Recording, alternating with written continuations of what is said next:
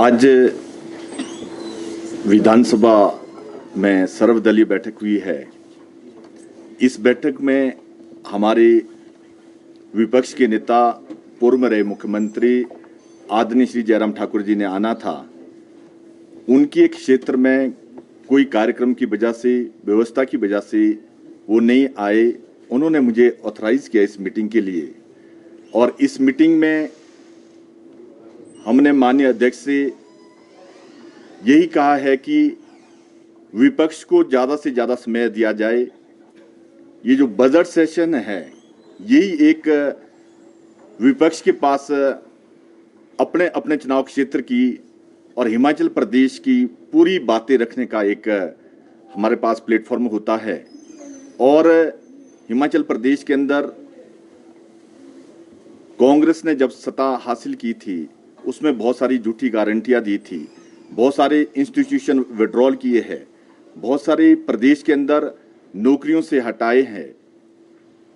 ये सारे इश्यू हम इस माननीय सदन में उठाएंगे, विपक्ष की तरफ से उठेंगे, और सत्ता पक्ष इसका सभी इशू, जितने भी इशू है, इनका रिप्लाई देंगे। सर, हर्षवर्धन चौहान जी ने अभी कहा है कि सीनियर लीडर्स को तो कम से कम इस मीटिंग में आना चाहिए था। सवाल भी इस पर उठाए हैं कि विपक्ष इसको इतना लाइटली क्यों ले रहा है। हमारे विपक्ष के नेता, उन्होंने आना था। उन्होंने स्पीकर साहब से विनती की कि मैं इस मीटिंग में नहीं आ सकता, और हमारे जो आदरणीय श्री सुखराम जी है, उनके घर में ट्रेजरी हुई, इसकी वजह से वो भी नहीं आ सके। फिर मेरे को ऑथराइज किया था इस मीटिंग के लिए, पर सीनियरिटी के हिसाब से हम भी इस विधानसभा में तीसरी बारी के विधायक है, और ये बात ठीक है कि जिनको आना था उनकी व्यवस्था की वजह से वो नहीं आ सके।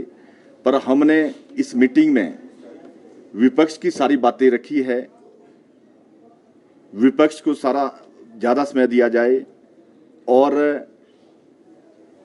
जो भी इस माननीय सदन में विपक्ष यहाँ पर मुद्दे उठाएंगे, सरकार उसका गंभीरता से रिप्लाई दे। विपक्ष की गंभीरता पर ही तो सवाल है कि कार्यक्रम महत्वपूर्ण हो गया। ये तो बजट सत्र है, कोई भी सत्र है वो महत्वपूर्ण रहता है, और इससे ये भी लगता है कि विपक्ष ने अपनी रणनीति तय कर ली है। विपक्ष ने इस बजट सेशन की पूरी रणनीति तय की हुई है। इसकी पहले भी मीटिंग हो चुकी है, और इस माननीय सदन में विपक्ष प्रदेश की जनता के सारे हित बहुत ही मजबूती के साथ उठाएंगे, और सरकार ने झूठे वायदे हिमाचल प्रदेश की जनता के साथ जो अन्याय किया है, और नौकरी के बदले नौकरियां हिमाचल प्रदेश के बहुत सारी डिपार्टमेंटों से उन्होंने नौजवानों को नौकरी से निकाला है, और हमारा हमीरपुर का सर्विस सिलेक्शन बोर्ड बहुत टाइम से बंद किया है। स्पेशली हेल्थ डिपार्टमेंट में 1800 नौकरी से हटाए, जिन्होंने कोरोना काल में परिवार वालों ने कोरोना पेशेंट को छोड़ दिया था। उन सभी हेल्थ के अधिकारी कर्मचारियों ने उन सब की सेवा की, उनको भी सरकार ने नहीं बख्शा है, और पेट्रोल डीजल के दाम बढ़ाए हैं। बहुत सारी इशू विपक्ष के पास है, और सरकार ने स्पेशली, जो कोई भी सरकार आती है वो डेवलपमेंट के लिए आती है।